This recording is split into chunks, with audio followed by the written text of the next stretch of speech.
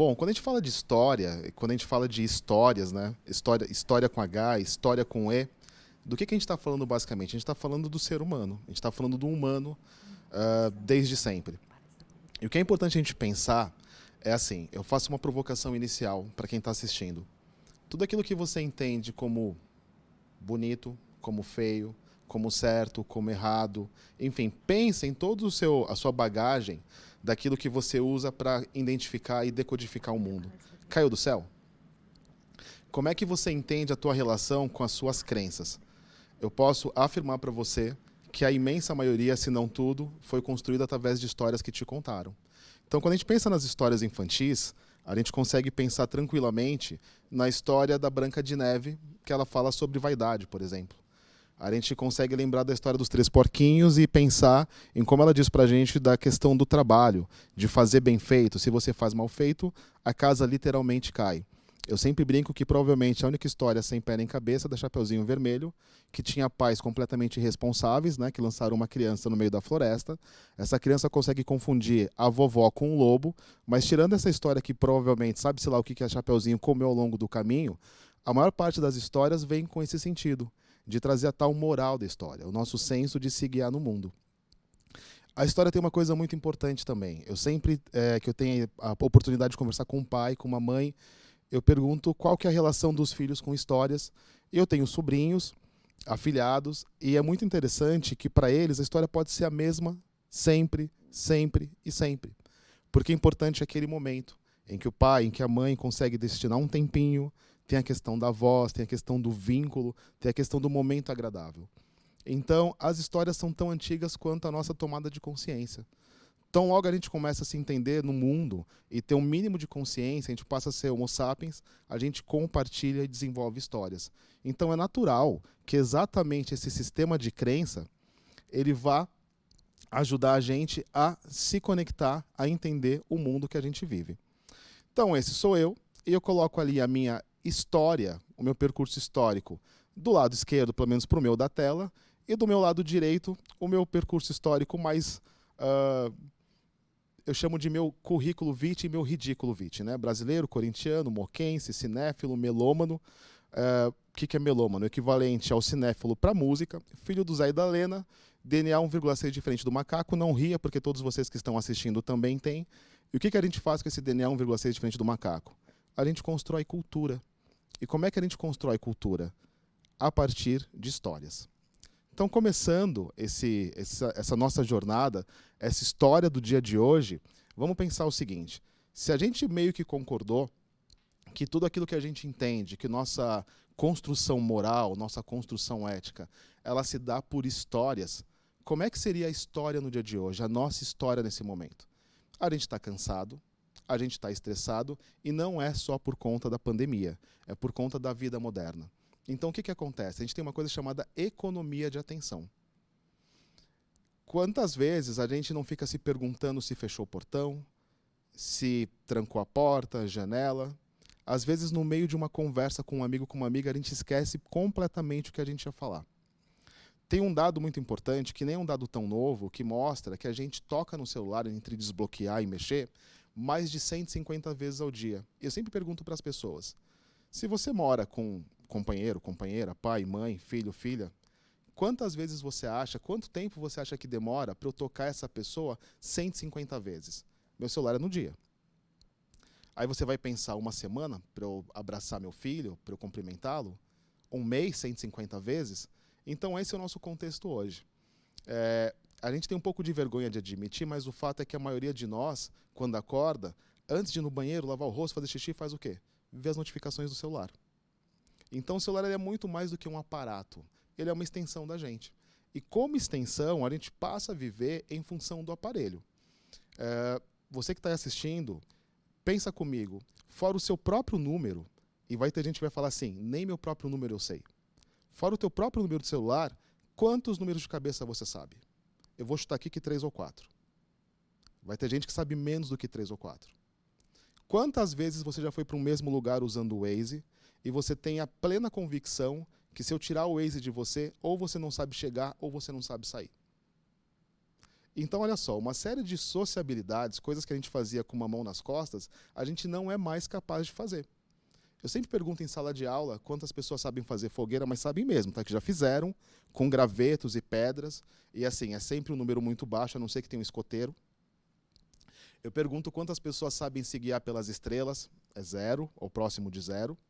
Eu pergunto quantas pessoas sabem que horas são por conta da posição do Sol, e aí eu sempre falo que bom que o apocalipse zumbi é só uma história. Ele não vai acontecer porque nós não teríamos líderes para tirar a gente desse contexto. Então, o que acontece? A gente está ouvindo as mensagens do WhatsApp em 1,5 ou em 2 vezes, porque a gente não tem paciência. Os millennials assistem filmes em velocidade alterada.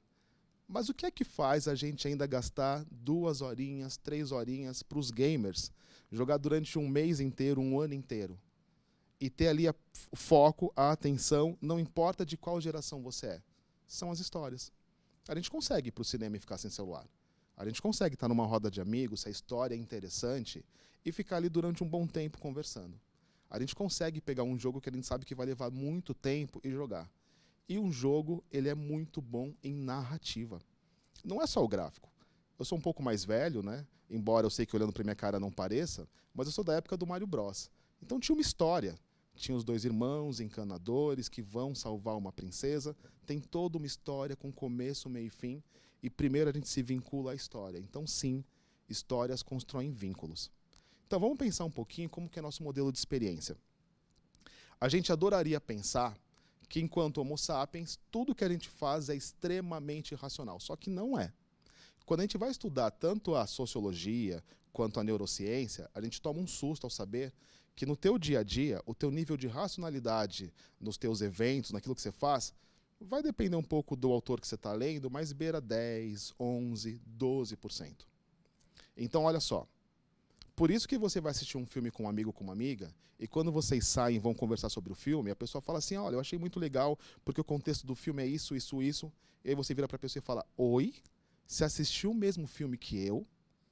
E aí como é que você explica isso? Que 2 pessoas assistem o mesmo filme, talvez com mesma idade, mesma proximidade, e vocês têm compreensões completamente diferentes. Para tudo aquilo que eu não sou capaz de racionalizar, eu racionalizo muito pouco. Eu tirei isso da obra do Edgar Morin. Ele diz o seguinte, para aquilo que eu não sou capaz de racionalizar, eu vou buscar isso em 2 caixinhas diferentes. Uma é das crenças, a outra é do lúdico. Então, por isso que eu comecei com a provocação.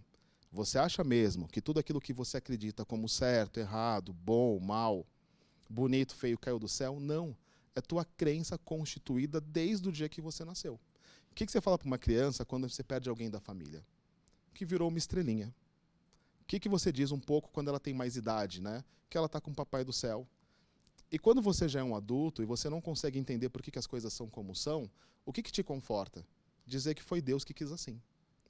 Mesmo na literatura, quando você vai buscar isso em Shakespeare, quando ele diz que há mais mistérios entre o céu e a terra do que julga sua vã filosofia, ou não acredito em bruxas, mas que elas existem, tudo está no teu pacote de crenças. Então, olha só, eu não consigo compreender o mundo na sua totalidade, e como o cérebro não faz loading, ele não fica assim, carregando, não fica aquela ampulheta, eu preciso rapidamente, para aquilo que eu estou olhando, decodificar, ler. Aí eu vou lá na minha caixinha, eu acredito que isso é assim. E por que a gente está num mundo tão polarizado? Porque as crenças são completamente, elas colidem o tempo todo. E aí tem uma outra coisa que eu vou mexer, é outra caixinha, que é a caixinha do lúdico. Gente, os animais brincam. Você joga um ossinho pro cachorro, joga finge que vai jogar e não joga, o cachorro já está lá todo felizão. Então, assim, o brincar, a ludicidade, ela é muito anterior à tecnologia. Ela está presente na sociedade. Pokémon GO levou 19 dias para chegar em 50 milhões de usuários. O Facebook levou quase 5 anos. As pessoas jogam Pokémon GO até hoje. A gente vai para a praia e joga Uno. A vida humana é feita de histórias. Essas histórias se baseiam em crenças e essas histórias estão conectadas com o lúdico. E aí eu criei esse framework para vocês, esse modelinho aqui, exatamente para mostrar o que é experiência, então. Porque experiência é uma palavra de ordem no marketing, né? precisamos construir experiência, construir experiência. Soa tão bonito, mas como é que você constrói? Quando o Gabriel falou anteriormente que a gente está esvaziando o sentido das palavras, que tem palavras que são muito ditas e pouco compreendidas, experiência e empatia estão lá na ordem do dia. A gente fala tanto experiência, mas o que é experiência? Então, por esse modelo, que eu adaptei das minhas leituras do Edgar Morin, a experiência seria o encontro entre as crenças, a intersecção entre as crenças e o lúdico. Mas como é que eu vou fazer isso? Então vamos pensar comigo. Toda crença vai se basear numa narrativa, que ela pode ser hegemônica. O que é hegemônica? Senso comum. Aquilo que você aprende, você nem sabe por que você está falando, e é assim. Tem um stand-up que eu vi esses dias, do Afonso Padilha, que ele fala sobre o casamento entre pessoas do mesmo sexo, e aí ele conta para alguém desse casamento, e a pessoa fala, sou contra. Ele pergunta, por que você é contra o casamento homoafetivo? Porque está na Bíblia. Em que parte da Bíblia? Eu não sei, mas eu vi num filme. Que filme? Mas o que eu vou dizer para o meu filho? Teu filho é padrinho? Então perceba que a pessoa ela não consegue muitas vezes nem explicar porque ela é contra aquilo que ela é contra. Ela simplesmente acredita por conta de uma narrativa que ela ouviu e que ela não faz questão de pensar. Então toda a crença, para nós que vamos construir histórias, eu estou falando aqui com os profissionais, né, de storytelling, profissionais de marketing, a gente tem que pensar o seguinte: toda a crença ela pode ser utilizada ou para reforçar uma narrativa ou para desenvolver uma nova narrativa. Eu posso ter uma narrativa inclusiva. Eu devo, na verdade, ter narrativas inclusivas. Por quê? Porque eu não vou sustentar uma história fora do espírito do tempo. E aí, o que eu posso utilizar como lúdico? O próprio storytelling, internet das coisas, inteligência artificial e gamificação, entre várias. Então vamos explorar isso daqui um pouquinho melhor. Pensa comigo o seguinte: se eu tenho, então, uma história para contar, essa história vai estar presa em um nível de crença. O que eu quero com essa história? Criar uma nova crença, reforçar uma que já existe, e primeiro eu tomo uma decisão. Depois que eu tomo essa decisão, eu pulo para pensar do ponto de vista lúdico, como é que eu vou fazer isso? Eu vou gamificar, eu vou utilizar a internet das coisas, vou utilizar a tecnologia, ou vou contar isso através de histórias? A junção dessas duas coisas vai construir uma experiência. Então, provavelmente você já começou ali a esquentar os neurônios e pensar, eu acho que eu estou entendendo aonde isso vai dar, mas vamos ver isso daqui então de uma maneira um pouco prática, de como que se daria essa questão de narrativa que ou é hegemônica ou é inclusiva, e como que eu posso utilizar a questão do lúdico para fazer com que isso funcione. Vamos dar uma olhadinha nesse vídeo. Sempre me emociono muito com eu já assisti tantas vezes, eu me emociono muito, mas vamos entender um pouquinho da história por detrás dessa história. Então, esse vídeo começa dizendo que 72% dos brasileiros nunca foram ao museu. É muita coisa. Você imaginar que o museu ele é acessado por só 28% da população. E aí tem dois personagens nessa história. Um menino que diz que ele prefere a arte de rua porque ele entende, e depois uma senhora que diz que ela gosta de arte, mas nunca foi ao museu porque não dialoga com ela. Vamos cavar um pouquinho essas duas histórias? Quando o menino fala que ele entende a arte de rua e a outra arte ele não entende, qual é o acesso que ele tem à arte? Quais são os espaços que ele tem acesso? Onde que ele mora? Vamos imaginar que seja um menino periférico. Quando essa mulher, essa senhora diz que não dialoga com ela, o que ela está dizendo? Ela está dizendo que o espaço, ela não se imagina lá. E quando você tem um plano ali geral do museu, o que você percebe? Que o público do museu, quantas senhoras, eu vou chamá-la de Dona Maria porque não aparece o nome dela, quantas Donas Marias tem lá? Eu vou ser mais específico. Quantas mulheres pretas tem naquele espaço? Sabe quando você vai numa festa, num lugar que você fala com que roupa você vai, porque você quer se sentir parte do negócio, parte do ambiente? Ela não se sente parte do local. E aí o que a IBM faz nessa parceria com a Pinacoteca? Eles podiam só pensar na tecnologia e acabou. Não, mas eles contam pra gente uma história para nos sensibilizar, e voltando naquele esqueminha que eu trouxe para vocês, deixa eu ver se eu consigo voltar aqui.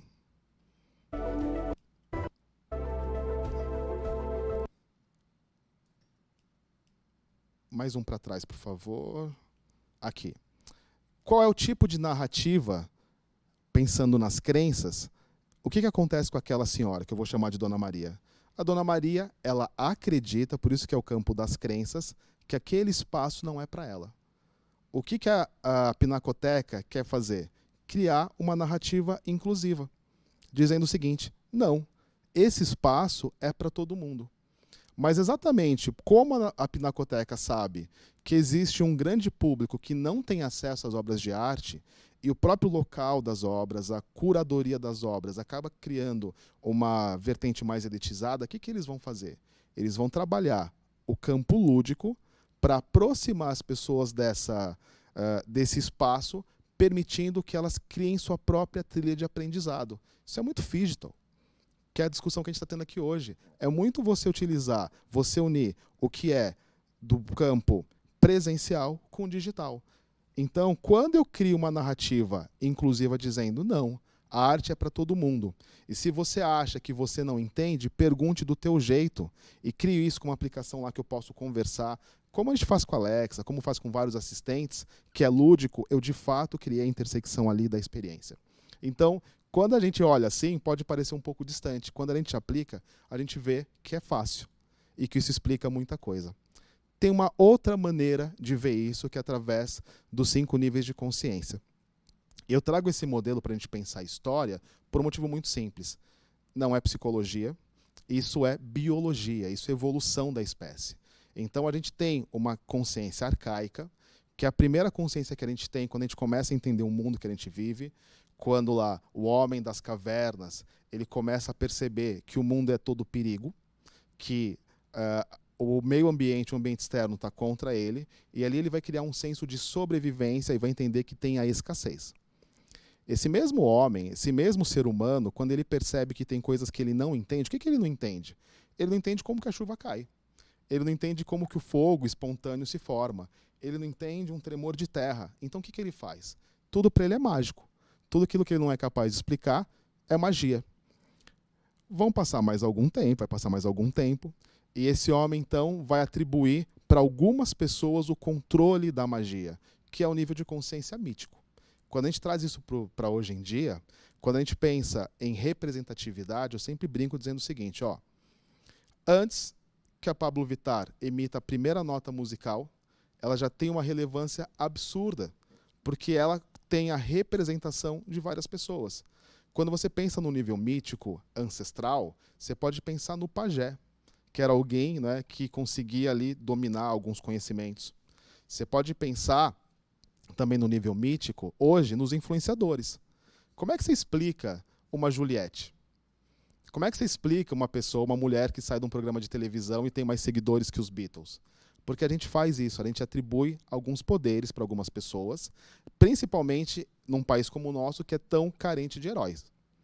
O nível racional está totalmente ligado a mais séculos ainda de evolução com o Homo sapiens. É quando a gente cria a cultura, quando a gente manipula a agricultura, quando a gente tem as estratégias, quando a gente tem um momento como hoje aqui, que a gente está compartilhando conhecimento. E o nível racional ele é incrível, só que ele tem um pequeno problema.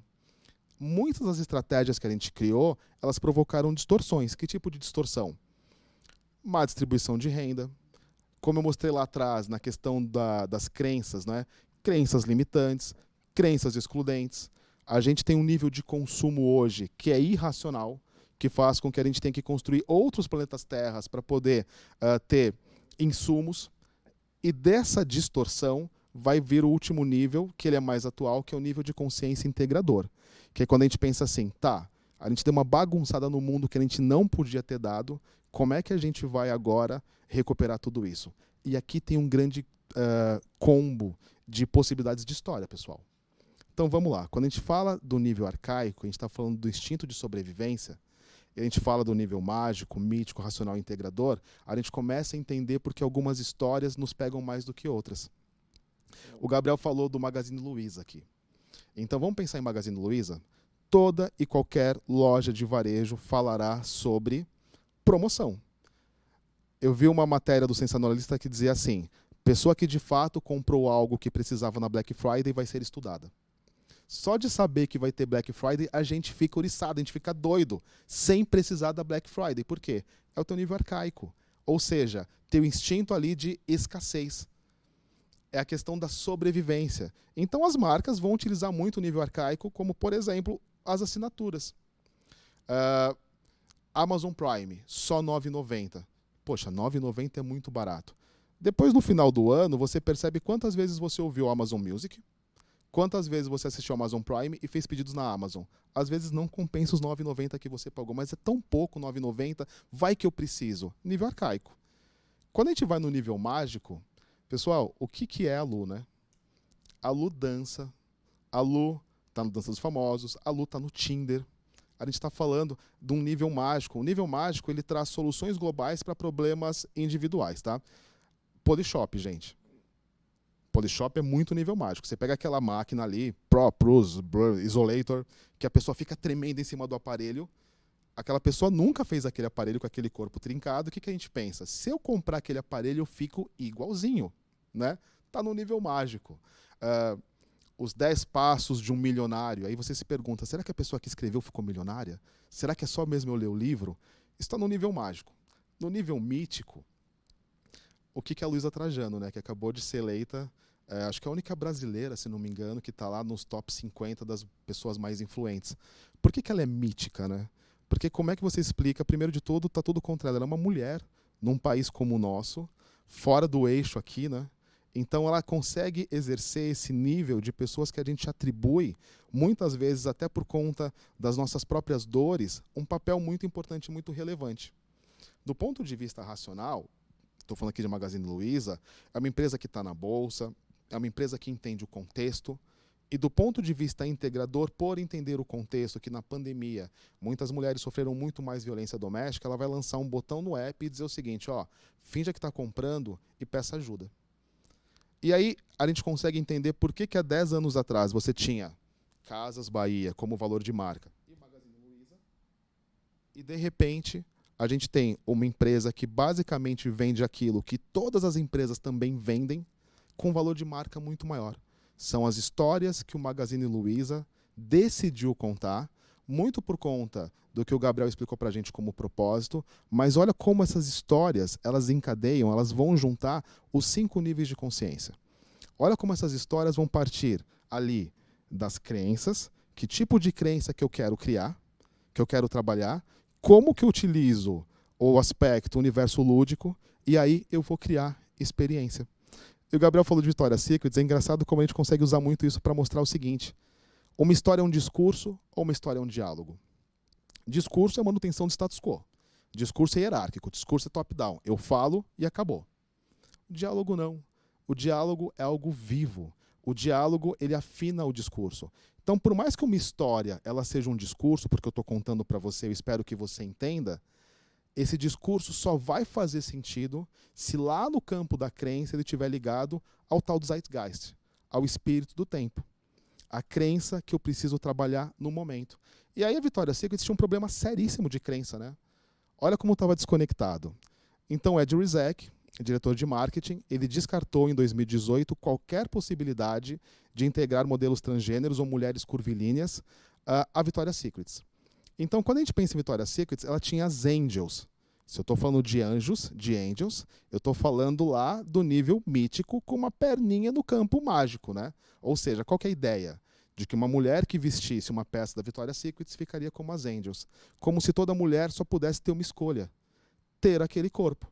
Então vejam como é um discurso que ele está mofado, ele está desconectado do espírito do tempo. Então é uma história que não se sustenta mais. Por quê? Porque quando a gente viu os 5 níveis de consciência e viu que o último é integrador, o que tem de integrador aqui? Absolutamente nada. Não fala do movimento body positive, não fala de que toda mulher ela deve ter o corpo que ela tem e que ela tem que se amar. Não entende os novos paradigmas da sociedade. E aí a gente vai lembrar que esse desfile ele foi transmitido já pelo SBT. Em 2020, antes da pandemia, ele foi cancelado o desfile, tá? O Victoria's Secret Fashion Show. Por quê? Porque a marca hoje ela passa por um processo de recuperação judicial nos Estados Unidos. E aí eu te pergunto, o que aconteceu? O pessoal começou a usar lá, a lingerie começou a estourar o elástico, na hora de lavar na máquina começou a estragar. Não, isso não tem nada a ver com o produto. A gente não compra o produto, a gente compra o que a gente acredita do produto. E aí é muito interessante como a gente não vai conseguir falar de storytelling sem falar de propósito. A maneira como a gente comunica isso através das histórias é que vão fazer exatamente quebrar aquele paradigma da atenção que eu falei para vocês lá da pessoa que não consegue se conectar com o mundo. Por quê? Porque a história ou faz sentido ou ela não faz sentido. Ou ela promove vínculos ou ela promove separação. Essa é a fronteira que uma história cruza nos dias de hoje. Dias depois, ele teve que pedir desculpa, é óbvio, porque ele começa a perceber outras marcas se aproveitando do espírito do tempo e contando o quê? Novas histórias. Histórias que conectam todos aqueles níveis de consciência, histórias que olham para o pacote de crenças e falam, peraí, a nossa narrativa vai ser inclusiva e como que a gente faz isso do ponto de vista lúdico. Então, a gente não quer mais ouvir histórias como a da Victoria's Secret, a gente não quer mais ouvir histórias que não construam vínculos. Eu sempre falo isso nas minhas consultorias de marketing. Tá, deixa eu ver a estratégia. Em que ponto eu vou construir vínculo aqui? Não tem? Vamos contar a história. As histórias vão ajudar a gente a pensar nisso. E para terminar esse papo, as histórias elas são guiadas por dado. Então eu não vou tirar isso da minha cabeça. Olha só, consultas sobre forma de lutar contra o racismo deram um salto. Nos últimos 90 dias, o Brasil foi um dos 5 países que mais buscaram por antirracismo em todo o mundo. Então, se você pega o gráfico de racismo, você percebe que ele estava lá, morto ali, e após o movimento Black Lives Matter, e após o que aconteceu com George Floyd, o mundo começa a procurar sobre luta contra o racismo. Em primeiro lugar, Canadá, segundo, Estados Unidos, terceiro, Nova Zelândia, quarto, Brasil. Olha o que acontece no mundo a partir disso. Ele começa a ouvir. Para eu contar uma boa história, eu preciso ouvir antes. Eu ouço o dado, eu ouço a comunidade, eu ouço as marcas, eu ouço, e aí, quando eu ouço, eu estou ouvindo o quê? Diálogo. É o diálogo que vai construir o meu discurso. Uma coisa não pode estar desconectada da outra. Então, olha só, a Vogue, quando volta com a sua versão impressa, traz a Liso, uma mulher preta e gorda para a capa. Mas não para falar só sobre negritude, não só para falar sobre corpo, para falar sobre tudo. Ela vai falar sobre as eleições e justiça em 2020. A gente para de estereotipar, vamos voltar lá no nível de modelo de experiência, crença inclusiva. Eu vou, então, no campo lúdico, trazer uma Liso maravilhosa para discutir o quê? O que ela quiser. E essa era uma grande demanda das pessoas pretas, para dizer o seguinte, por que chamam a gente só para falar sobre a violência que a gente passa? Por que não me trazem para falar de política? Por que não me trazem para falar sobre absolutamente tudo? E a Vogue no Brasil vai trazer Pablo Vittar, para falar do que ela quiser. Então, quando eu falo de nível integrador, quando eu falo de nível mítico, dos níveis de consciência, é utilizar os dados para contar histórias que sejam inclusivas, que façam sentido e que construam vinculação. Pantera Negra tem uma coisa muito interessante. Talvez vocês não saibam disso ou saibam. Pantera Negra é o filme da Marvel mais assistido em termos de herói solo. O que é isso? Ele só perde em bilheteria para os Vingadores. Só que como personagem, em termos de venda ali de HQ, muitos de nós, para começar, se a gente não era muito fã de Marvel, a gente nem sabia do personagem, a gente começou a saber por conta dos Vingadores. Se você pega em termos de venda de HQ, ele vende muito menos do que todos os ícones, né? Homem de Ferro, Batman, enfim, Mulher Maravilha. Isso eu estou misturando DC com Marvel mesmo, não tem problema. Mas o que é que faz, então, um filme de um herói secundário da Marvel ser o filme de herói mais visto da história, só perdendo para a franquia Vingadores?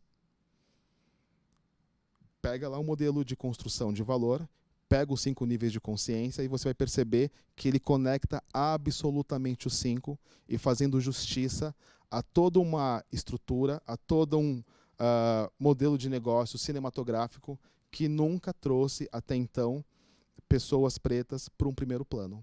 Um herói preto para o primeiro plano. A Nike vai fazer a mesma coisa. A Nike vai comemorar os 30 anos de Just Do It, trazendo Colin Kaepernick, um jogador da NFL que durante o hino americano e hino nacional sempre se ajoelhava e fazia um sinal de protesto. Isso na era Trump. E ele foi banido da NFL. Não por deficiência técnica, porque era aquele contexto polarizado, né? Então, a Nike, ele perde, na verdade, ele não consegue contrato com ninguém, e a Nike traz lá, acredite em algo, mesmo que isso signifique sacrificar tudo, apenas faça. E a gente vai pensar o seguinte, essas marcas são boazinhas? Eu não estou sendo aqui crítico dessas marcas, não. Essas marcas têm propósito, mas elas estão amparadas por números. Quando a gente percebe que o mundo está mudando e está sendo cada vez mais integrador, se preocupando se os testes são feitos em animais, se preocupando como as coisas são feitas, as marcas simplesmente estão atualizando as suas histórias ao sabor do espírito do tempo. E para terminar, então, eu gostaria de passar esse vídeo que mostra exatamente como que a Dove vem contando histórias no dia de hoje. Ontem uma aluna fez a seguinte pergunta: será que se Narciso nos dias de hoje olhasse para um espelho e se acharia bonito? E a resposta é provavelmente não. Provavelmente ele faria uma harmonização facial. E quando a gente pensa na Dove, a Dove está tratando exatamente isso. No mundo de tantos filtros, no mundo que diz para a gente se comparar tanto com o outro, quando a gente tem uma outra pessoa para olhar para a gente, ela vai perceber como nós somos para além da crítica. E esse vídeo, para que vocês tenham uma noção, durante muitos anos, talvez ainda seja, um dos vídeos de storytelling mais vistos da história. E por que isso? Porque ele conta uma história muito bonita de como a gente se oprime e de como a gente não deveria ser assim. E a Dove chega no Brasil, sei lá, uns 20 anos atrás, falando que ela tinha 1/4 de creme hidratante. E nesse vídeo que vocês viram, ela sequer fala do produto. Por que ela está preocupada? Em construir um vínculo. O mesmo vínculo que a gente construiu com os nossos pais, que a gente construiu com as nossas crenças, que a gente constrói até os dias de hoje. Então aparece uma marca para simplesmente revitalizar a nossa história, dizer que a gente é muito mais do que os nossos olhos são treinados hoje para pensar.